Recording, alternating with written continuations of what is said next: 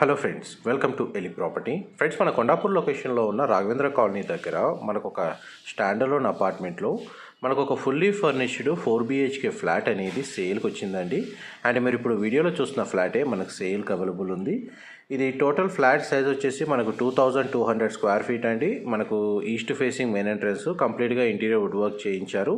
Property age వచ్చేసి మనకి 8 years old అయినా మనకి ఇంటీరియర్ వుడ్ వర్క్ మాత్రం 1 year బ్యాకే చేయించారండి.